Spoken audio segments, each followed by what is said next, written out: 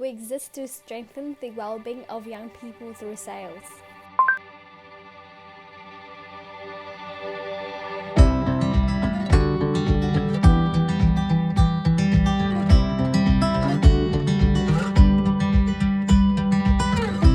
We're just picking up from our first video, Matt. We just want to focus this video on targeting the question, just around tips and guidance around cash flow. Lots of businesses are quite aware of maybe where their cash is today. And do you want to just pick us up where you think people should be, what they should be doing just around their cash flow and the decisions around that? Sure, thanks, Mitch. Look, now, as in any time in your business, cash is king. It's an old cliche, but it's very true. At the end of the day, if you don't have cash in the bank, then you can't buy your groceries. Whereas if you make a loss, you can still have cash in the bank. So it's actually cash is the most important business metric for you to consider right now, when probably your ability to earn money is harder. It certainly is for most of us in the current situation. Then there are two ways of maximizing your cash or holding it, keeping it in your account longest. So the first one is to look at how you can delay money leaving your bank. So that means, can you talk to your suppliers? And you can do two things. You can ask for a discount, because most suppliers would rather have 80% of something than 100% of nothing.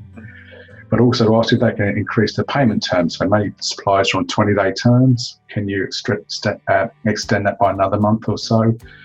So all those things combined means that the money leaving your account takes longer, so you've got more use of it, and then ideally you can get some interest on it. The other side is the money coming into your account. Well, if you're a point of sale business or you're retail and that, then you normally get your money straight away. But if you're someone who invoices for work, you'll often have a cash cycle, which is maybe like 20 days payment. So what you can do is you can offer a prompt payment discount. So you can say, if you normally I'll give you 20 days, but if I give you 5 days, or if you pay me in 5 days, I'll give you 10% off the bill. So that means money comes into your account quicker. So you've got money leaving later, money coming in quicker. So you've got that money available longest. So that's my recommendations there. That's good. The status of lots of businesses is variable depending on what industry they're in. What's your advice just around deciding how to pivot, or possibly the future of some businesses? Your advice around that? As I said, you need to understand where you were yesterday in terms of who your clients were, and I think I talked about that in the earlier video. But if your future client base is significantly reduced, so for example, I was talking yesterday with a tourist operator who was 99% based on overseas market and had been struggling even in the good times to make it through the winter season.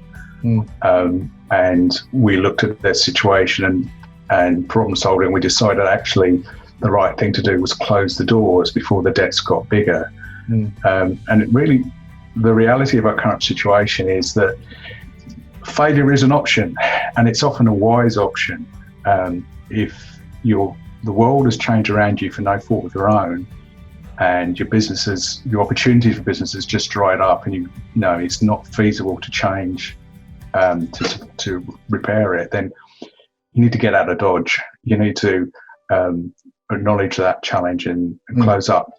And you need to do that in a controlled way. There are two ways a business can basically cease. One is to be made bankrupt. You don't want that to happen. So that's the IRD formally saying you've mucked up, you've stuffed up, and there will be penalties and you won't be able to own or direct a business again. If you go into voluntary liquidation, that's a much more sympathetic approach, when people assist you in closing your businesses down and making sure that you can trade again in the future. Remember, if your business does go to the wall, then the first person to get any money will always be the IRD. So some people think they can be cute by chucking funds offshore or writing a check to their friend at the 11th hour as the ship is sinking. It doesn't work that way. They will come and get that money back. So it's often a wise choice to go into voluntary liquidation or go through the process of shutting down and talk to your accountant and lawyer on that. And it's a common process. There's no shame in it. It's a wise decision if you're going to stop yourself getting into an even worse state later on. And just to reiterate, I know, Matt, you're here for a lot of businesses and can add a lot of advice and education just around those decisions. I know it's not nice to talk about this sort of topic, but having someone like yourself with massive experience and a neutral position to be able to help question and relate to where that business is at is actually something that would be really valuable to those businesses that are considering not great outcomes post this lockdown. So for me, I just encourage you guys to get in touch with Matt, and his contact details will be in the description video as well. So